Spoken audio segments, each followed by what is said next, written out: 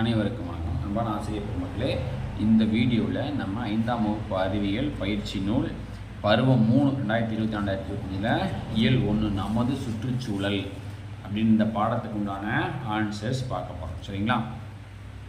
மக்கிய தொழு உரம் தயாரிக்க தேவைப்படும் பொருட்களை உரக்கூலியுடன் இணைக்க. அந்த உரக்கூலியுடன் மக்கிய தொழு உரம் தயாரிக்க என்னென்ன தேவைப்படும்? மாட்டுச்சாணம், தாவரங்களின் இலைகள், பயிர்களின் சக்கை மற்றும் உணவு கழிவுகள் ஆகியவை தேவைப்படும். அதை மட்டும் அது கூட இணைச்சிருக்கணும் நம்ம.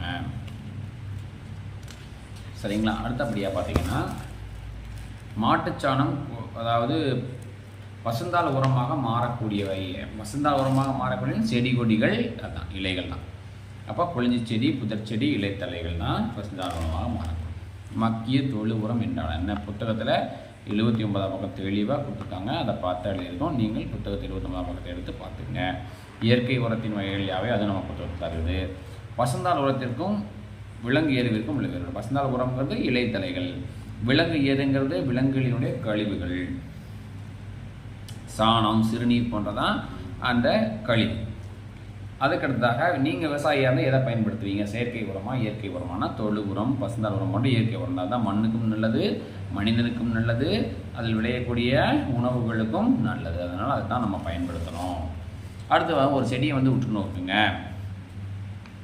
சரிங்களா? தண்ணி மட்டும் ஊற்றுங்க, தொழு உரம் போடுங்க. என்ன நடக்கும்னு பார்க்குறாங்க. ஃபஸ்ட்டு 2 வாரத்துக்கு மட்டும் 2 வாரத்துக்கு எழுதியிருக்கேன். முளைக்குது, விலங்குகள் வெளிர் பச்சை கலர் இருக்குது,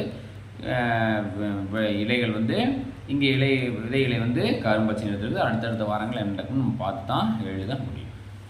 அதுக்கடுத்து பக்கம் 72, 73 கொடுக்கப்பட்டுள்ள மாடுகளினுடைய படங்களும் அவற்றினுடைய பேர்களும் அங்கே கொடுத்துருக்காங்க. அதே பாட புத்தகத்தில் உள்ள அந்த பக்கங்களை பார்த்து அந்த மாடுகளினுடைய படங்களை நம்ம என்ன பண்ண போகிறோம்? இங்கே எழுத போகிறோம். சரிங்களா? ரைட். அதற்கு அடுத்தபடியாக பார்த்தீங்கன்னா, பஞ்சகாவியம் தயாரிக்க எது தேவைப்படும்? நமக்கு தெரியும், பால், நெய், மாட்டுச்சாணம், வெல்லம், மாட்டின் சிறுநீர் மற்றும் தயிர். இதுதான் பஞ்சகாவியம் தயாரிக்க பயன்படும். சரி, கால்நடைகளுக்கு ஏன் சத்தான உணவு கொடுக்க வேண்டும்? அதுவும் புத்தகத்தில் இருக்கிறதான். 24ஆம் பக்கம். நன்கு பால் கொடுக்கணும், நமக்கு ஆரோக்கியமாக இருக்கணும்னா நம்ம சத்தான உணவு கொடுக்க வேண்டும். சக்கையில் என்ன இருக்குன்னா, நார்ச்சத்து அதிகமாக உள்ளது. நார்ச்சத்து அதிகம். அதுக்கடுத்து பார்த்தீங்கன்னா, கால்நடைகளுக்கு வழங்கப்படும் சத்தான உணவுப் பொருள் எது? குருணை, தானியங்கள், திணை, தீட்டப்பட்ட அரிசி, பருத்தி விதைகள், புண்ணாக்கு, இது இல்லாமல் தவிடுன்னு கொடுப்பாங்க. சரிங்களா? இதுதான் பஞ்சகாவியத்தின் பயன்கள் யாவைனா, தாவரத்தில் உள்ள பூச்சிகள் மற்றும் பூஞ்சைகளை கொல்றதுக்கு, அழிக்கிறது, கட்டுப்படுத்துறதுக்கு பயன்படுகிறது. சரி, பாலில் என்னென்ன சத்து இருக்குது, எவ்வளோ இருக்குது? அடுத்த கேள்வி, பாலில் என்னென்ன சத்துக்கள் இருக்குது, எவ்வளோ இருக்குது அப்படிங்கிறத நம்ம எழுதுவோம். சரிங்களா? முட்டையில் அடங்கியுள்ள சத்துக்கள். முட்டையில் புரதம், கொழுப்பு, கால்சியம், அது இல்லாமல் தாது உப்புக்கள் நீரில் இருக்குது. புரதமும் கொழுப்பும் இந்த இடத்துல நம்ம விடுபட்டுருக்கு, அதையே எழுதியிருக்கிறோம். அதற்கு அடுத்தபடியாக பார்த்தீங்கன்னா, கோழி இனங்கள் அதே புக்கில் கொடுத்துருக்காங்க. புக்கில் கொடுத்துருக்க படத்தை பார்த்து கோழி இனங்களின் பெயர்களை பார்த்து எழுத வேண்டும். சரிங்களா? அதுக்கடுத்தபடியாக பார்த்தீங்கன்னா, பறவை பண்ணை.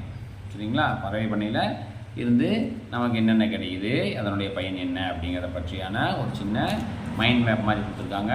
அதை நம்ம என்ன பண்ணணும்? ஃபில் பண்ணணும். அதற்கு அடுத்தபடியாக தேனீ வளர்ப்பு. தேனியில் ராணி தேனியினுடைய வேலை என்ன, ஆண் தேனியின் வேலை என்ன, வேலைக்கார் தேனியினுடைய வேலை என்ன அப்படிங்கிறத நம்ம இங்கே எதுவும் புத்தகத்தில் இருந்து எடுத்துக்கணும். சரிங்களா? அதற்கடுத்து தேன் மற்றும் தேனீ வளர்ப்பு பற்றிய ஒரு மதிப்பெண் கேள்விகள் கேட்டுக்கிறாங்க. எதுக்கு பயன்படுகிறது, என்னவா பயன்படுகிறது, அடுத்து எந்தெந்த மருத்துவ முறையில் பயன்படுகிறது, அப்போ தேன்மொழியினுடைய பயன்களை பற்றியெல்லாம் கேள்விகள் கேட்டிருக்காங்க. புத்தகத்தில் பார்த்தா நம்ம அதற்கு நடவடிக்கைகளை எழுதியிருக்கிறோம். அதற்கு அடுத்தபடியாக ஒரு சிறு கதை மாதிரி ஒரு பையன்கிட்ட என்ன பண்ணுறாங்க, முட்டையில் என்னென்ன சத்துக்கள் உள்ளது, பாலில் என்னென்ன சத்துக்கள் உள்ளது, தேனில் என்னென்ன சத்துக்கள் உள்ளதுன்னு ஒரு சிறு கதை மாதிரி கொடுத்து அந்த பையன் என்ன சாப்பிடுவான் அப்படின்ற மாதிரி கொடுத்துருக்காங்க. நீங்கள் அதை நன்றாக படித்து பாருங்கள். அதற்கடுத்து எலும்புகள் பலம் பெற எதை பருக வேண்டும்னா பாலை பருகணும். எதை சாப்பிட வேண்டும்னா முட்டையை சொல்லுவோம். எதை பருக வேண்டும் கேட்டால் பாலை தான் பருகணும். முட்டையில் உள்ள சத்துக்களை எழுதுங்கன்னா நமக்கு ஏற்கனவே எழுதியிருக்கோம் இல்லைங்களா? அதே தான். முட்டையில் உள்ள சத்துக்கள் புரதம், கொழுப்பு, கால்சியம், பாஸ்பரஸ், சோடியம் மற்றும் தாது உப்புகள். ரத்தத்தில் ஹீமோகுளோபின் அதிகமாகணும்னா தேன் சாப்பிடணும். பால், முட்டை, தேன் ஆகிய மூன்றிலும் உள்ளது எதுன்னு பார்த்தீங்கன்னா கால்சியம் தான் மூன்றிலுமே இருக்கிறது அப்படின்னு சொல்லி வரும். அதற்கு அடுத்தபடியாக நானே செய்வேன். அந்த கழிவுங்கிறது இயற்கை உரம். ரெண்டாவது வந்து இயற்கை உரம் அல்லாதது வேதி உரம். மூன்றாவது கால்நடை பண்ணையிலிருந்து பெற முடியாதது முட்டை. இது வந்து பறவை பண்ணையிலிருந்து கிடைக்கும் முட்டை. அடுத்து வந்து தமிழ்நாட்டில் காணப்படும் மாட்டினம் வந்து காங்கேயம். பஞ்சகாவியத்தில் சேர்க்கப்படாத பொருள் வந்து காய்கறி, கழிவு, கோழி, வாத்து, புறா ஆகியவை வளர்க்கும் இடம் வந்து பறவை பண்ணை அப்படின்னு சொல்லுவோம்.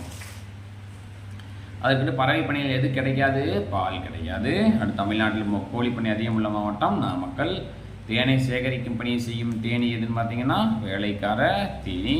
ரத்தத்தில் ஹீமோகுளோபின் அளவை அதிகரிக்க உதவும் பண்ணை பொருள் எதுன்னு பார்த்தீங்கன்னா தேன். சரிங்களா? அடுத்த வந்து மீதி உள்ளதை அடுத்தடுத்த வீடியோக்கள் பார்க்கலாம். நன்றி, வணக்கம்.